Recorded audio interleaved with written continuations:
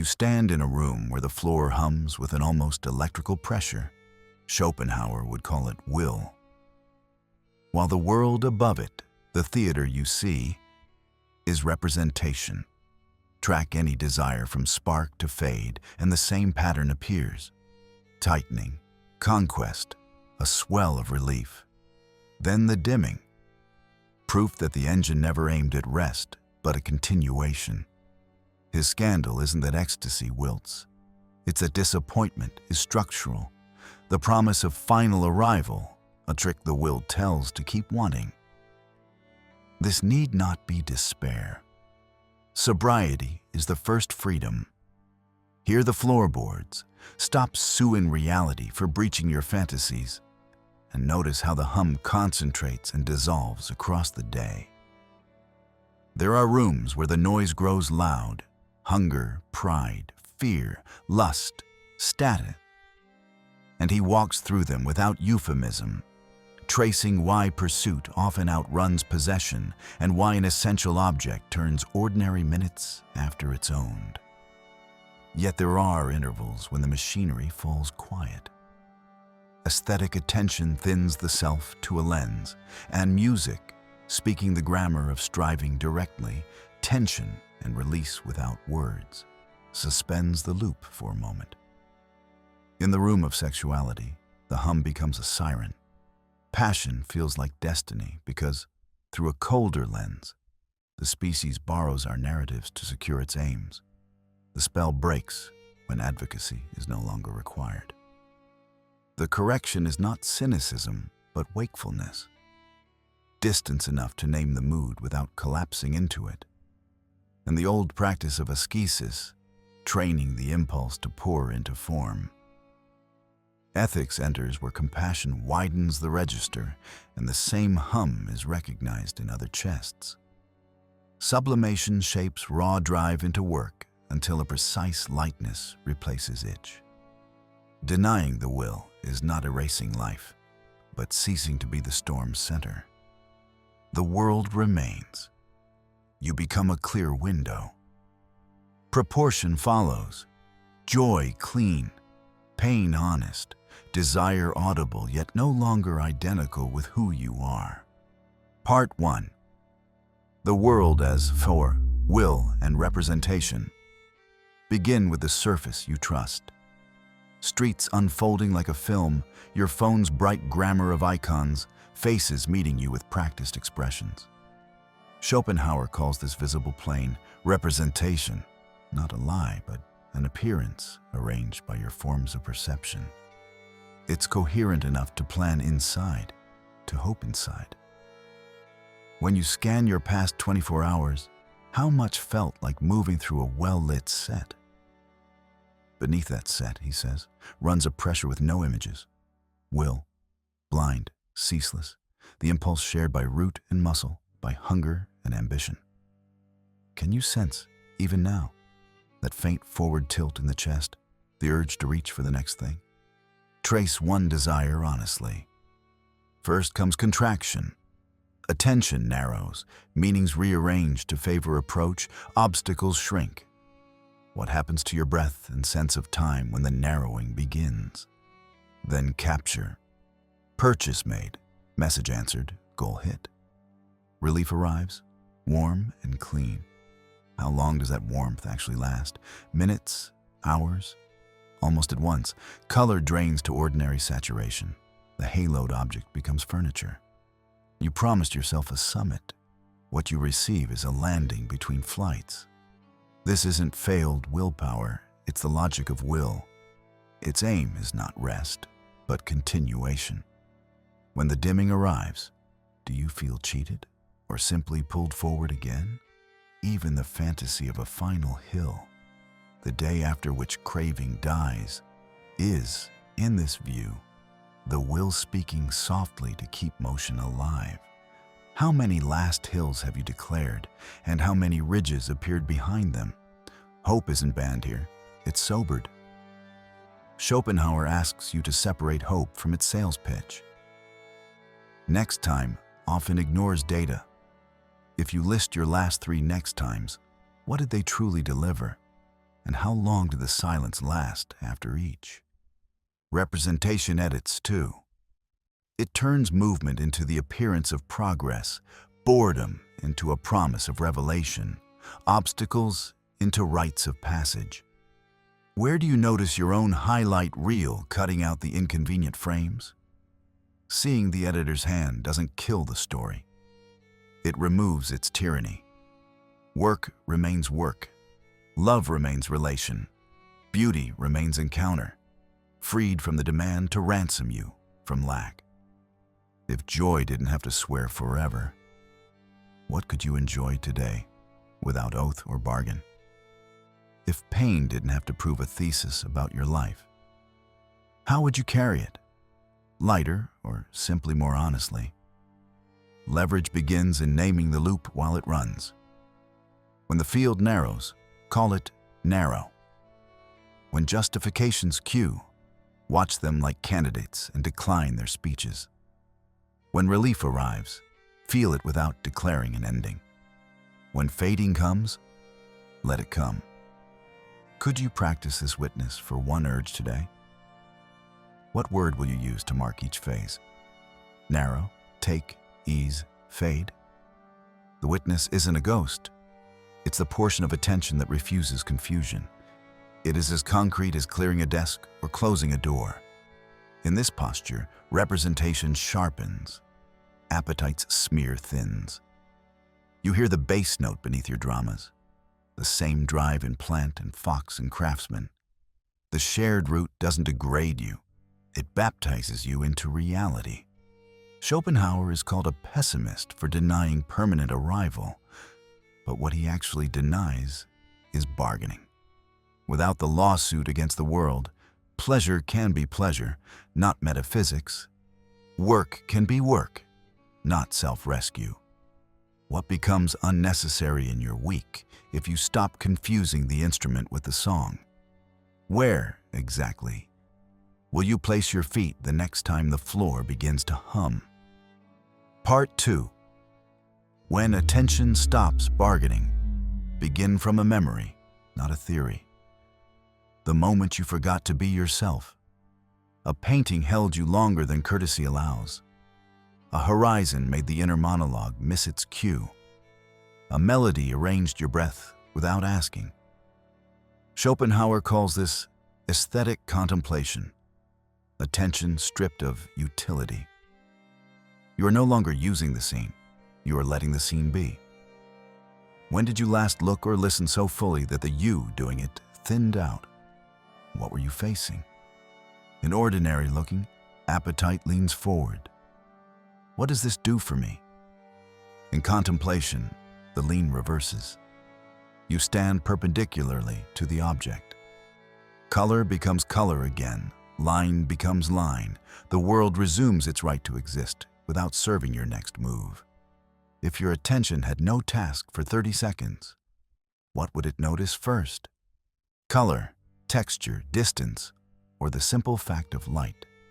What changes in your body, jaw, shoulders, pulse, when seeing stops hunting and starts witnessing?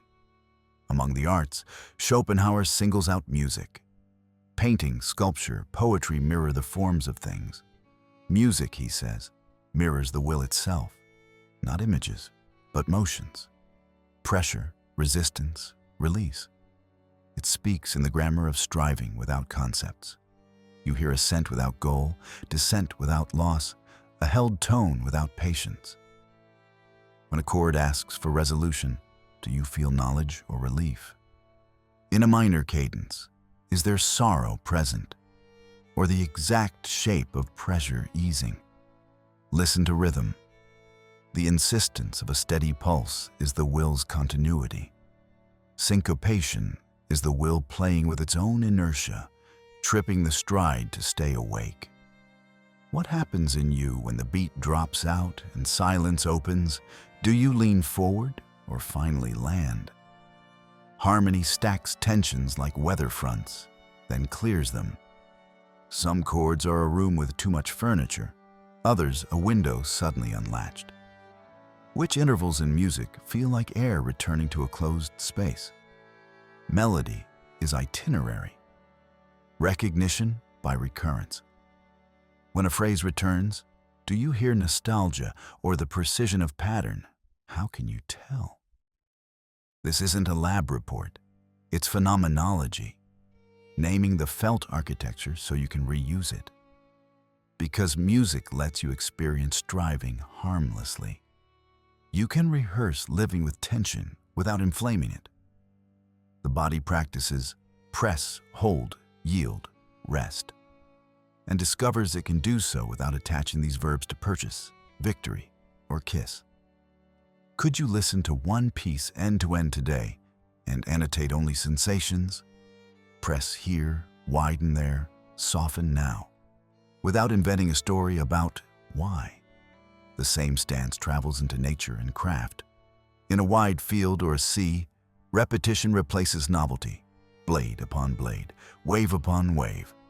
Appetite hates repetition because it offers no leverage. Contemplation loves it because leverage is precisely what is set down. When you face a landscape, does the urge to capture rise up? Photo, post, proof? What happens if you let the urge pass and stay? In the studio, tools laid out, light at an angle, you begin, and the pronoun shrinks. A brush does not bargain, a chisel does not plead. While you work with full attention, where does self-consciousness go? Into the hands, the count, the breath. A standard objection arrives.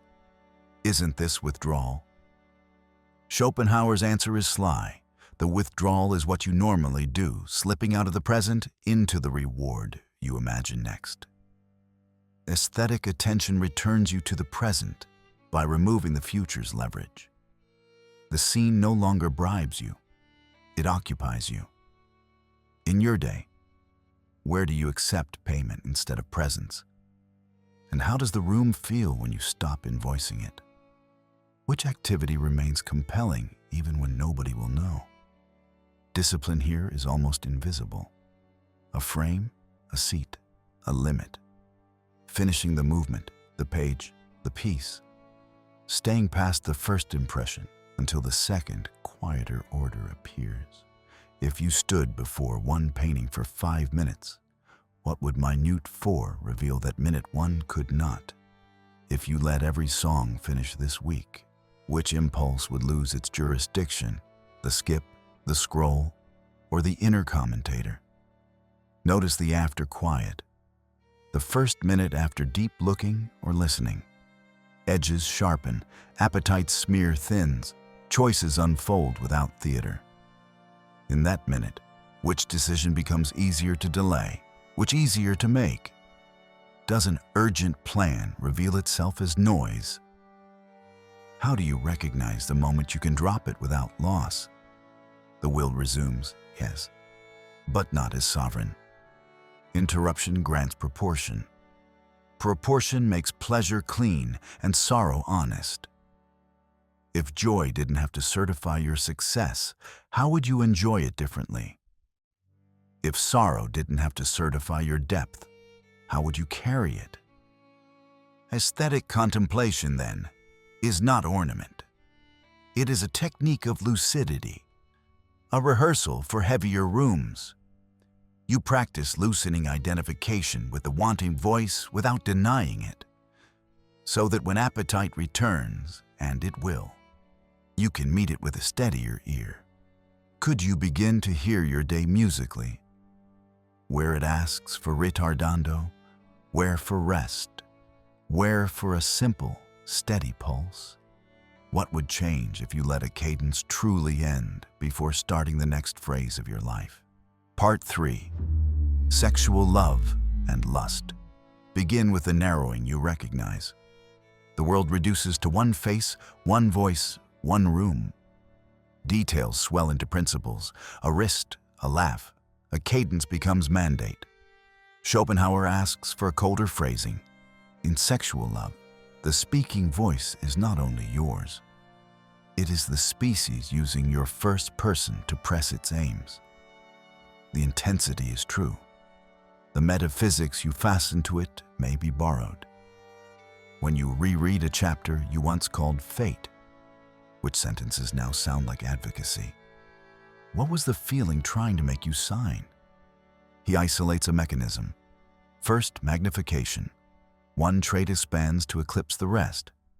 Then, absolutization. Obstacles turn into tests that must be passed. Then, moralization. The pull is rebranded as truth. Hesitation becomes betrayal. Lastly, teleology. The future is conscripted. We were meant to. In your own story, can you name one moment for each step, Bates? Which step seduces you fastest? When magnification starts, which facts fall off the table first? History, temperament, boundaries? From this angle, jealousy looks like the species defending investment. Possessiveness, like the species trying to secure a resource. This does not excuse harm. It explains pressure. It also recasts post-clarity, the cool after heat, not as moral collapse, but as the engine withdrawing its solicitor once advocacy is no longer required. Have you felt reality return too quickly? What changed, the person or the argument inside you? How do you tell the difference without flattering yourself or condemning them? Keep the second lens open, the ethical one. Two subjects remain subjects. Consent, respect, reciprocity are not decorative. They are the only conditions that keep persons from dissolving into roles. Seeing the species' tactics doesn't license manipulation. It obliges honesty. In the moment of strongest pull, can you still form the sentence, "You are not my instrument"? What would respect require from you precisely when you least want to give it? What to do in practice? Not heroics, hygiene. Delay. When the spike rises, give it time. Waiting is not denial. It is a way to separate opportunity from inertia. If every powerful urge sat in a 24-hour antechamber, which would remain? Which would leave on their own? Name. Write the state plainly. Intensity 8 out of 10. Rumination 6 out of 10. Idealization 7 out of 10. Naming cools compulsion and punctures inevitability. Which single adjective best fits your current pull? Hungry, tender, vindicating, panicked? Redirect. Don't suppress. Sublimate. Pour surplus agitation into a form that can hold it. Craft, study, training, until the temperature drops below the level at which you lie to yourself. When the energy is redirected, does it clarify or merely weaken? How do you know? Now, the fantasy economies. Fantasies rehearse. Rehearsal is useful until it declares jurisdiction. Notice the scripts you rerun. Always chosen, always punished, finally beyond need. These are the will's screenplays to keep you busy. Which private film do you play most? And what job does it perform? Soothing, justifying, inflaming. What happens if you remove the soundtrack for a week and listen to the silence underneath? Schopenhauer's blind spots, especially toward women, should be named and rejected. Extract the structural clarity without inheriting contempt. A lucid view of the species should produce gentleness. Less demand that another save you. More patience with your own weather. More truth about what is happening and why. When you shrink the heroic story and tell the natural one, do you grow colder or more capable of warmth that isn't bargaining? Which gestures of care survive deromanticization intact and are therefore trustworthy? Attend to the postlude. After intensity, small choices decide whether clarity becomes cruelty or composure. You can treat ordinariness as betrayal or as scale returning. You can chase another spike to dodge the come down, or let the cycle finish without adding insult. What does your face look like the day after? Tight with debt or relaxed with honesty? What would it mean to end well, even when ending is not the story you wanted? None of this forbids fervor. It forbids confusion. Lust becomes cleaner when it stops claiming sacrament. Love becomes stronger when two adults can survive truth. And the self steadies when it can feel the will pass through. Take what is good, refuse what corrodes, and stop renaming temporary weather as destiny. If you could keep only one sentence in heat, would it be, "This is necessary," or "This feels necessary"? And what changes when you add the second word? Who are you when you can hold intensity without worshiping it? Part 4. Compassion, ascetic simplicity, and the denial of the will. Imagine the pressure named, the loop exposed. What follows is not a sermon about escape, but a craft for proportion. Living so that wanting no longer dictates the scale of everything. Schopenhauer begins where self-occupation loosens. Compassion, mitleid. It is not condescension, it is a change in optics.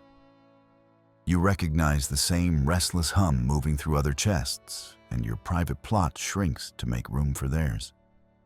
When did a small detail, someone's tired hands, a voice held too tightly, suddenly make their day legible to you? What changes in your urgency when you imagine, concretely, the load another person is carrying right now? In this register, the little dominations of daily life, one-upmanship, subtle punishments, rehearsed outrage, lose voltage. Which recurring argument in your life becomes smaller the moment you describe the other not as obstacle, but as organism?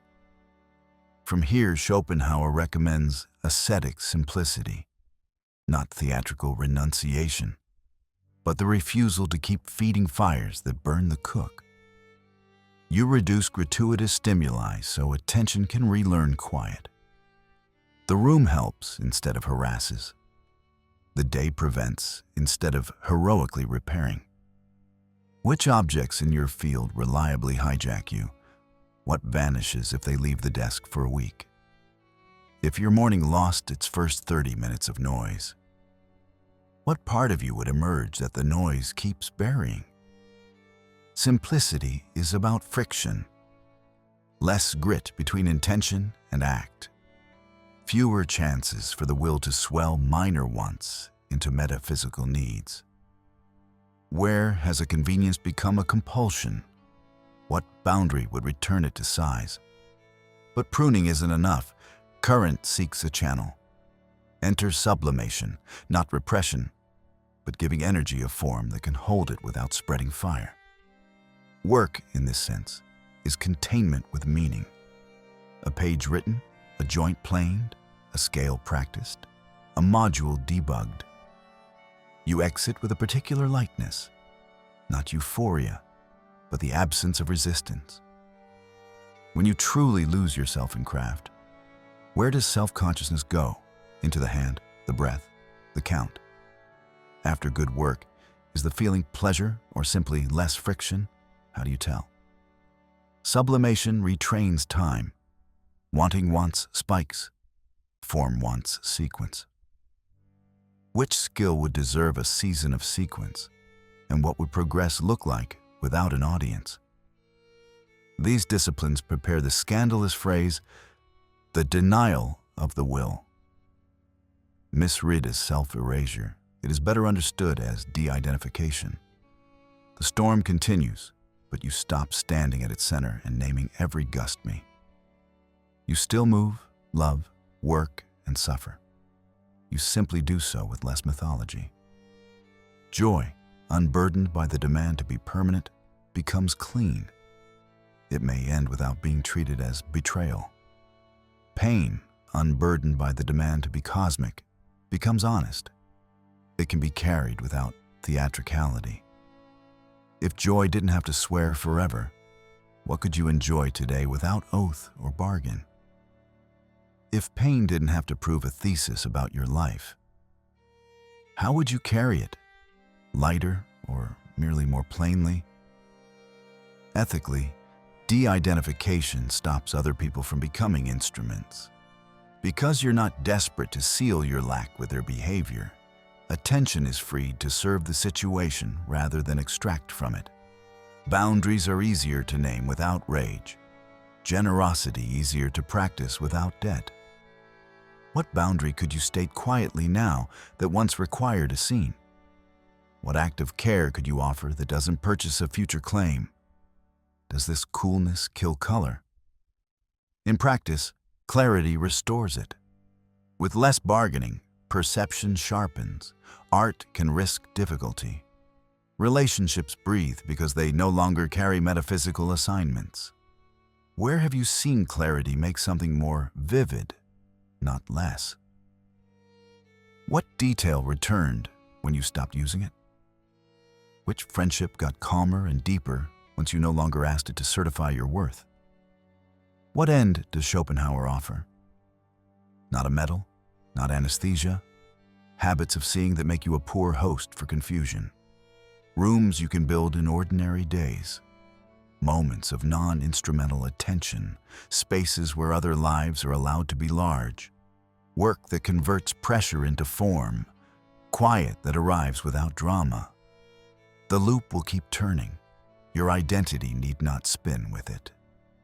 If you lived 1 week under these proportions, what would be the first obvious change? A softer tone, a cleaner desk, a decision finally made.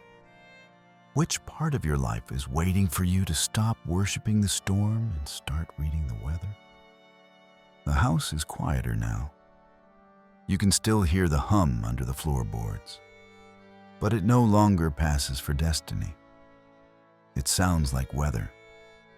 You have walked through the rooms, the edited stage of representation, the engine of will, the short intervals when attention stopped bargaining and music spoke without words, the hot chamber where the species borrows your voice and then gives it back, and the cooler workshops where compassion, simplicity, and form turned pressure into shape. Nothing miraculous has been promised, and yet something practical has changed. You are a little smaller in your own story, and the world is a little clearer in its own. Carry that proportion. Let joy be clean by not requiring it to be permanent. Let sorrow be honest by not requiring it to be profound. When desire narrows the field, name the phases. Narrow, take, ease, fade, and stand half a step to the side. When fantasy auditions for jurisdiction, thank it for rehearsal and keep the role for yourself. When a face appears, remember there is a weather system behind it as complex as your own. When work begins, make the room help. Fewer provocations, more sequence, one thing finished. The will still hum. Your stance can answer in a lower register. If you need a sentence to travel with, choose one that refuses melodrama while protecting depth. I am not the center of this storm. I am the window it passes through. Watch what returns through that pain.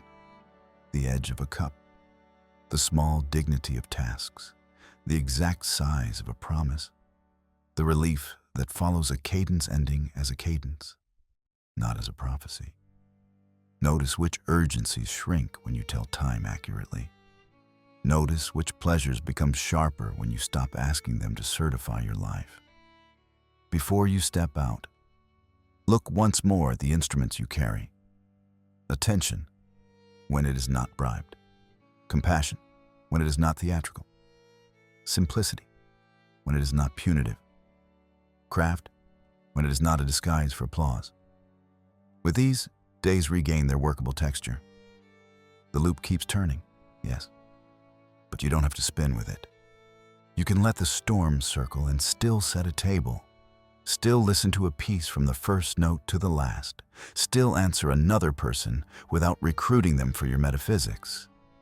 The door opens. The evening is red at the horizon, darker above. Walk out with a lighter grip.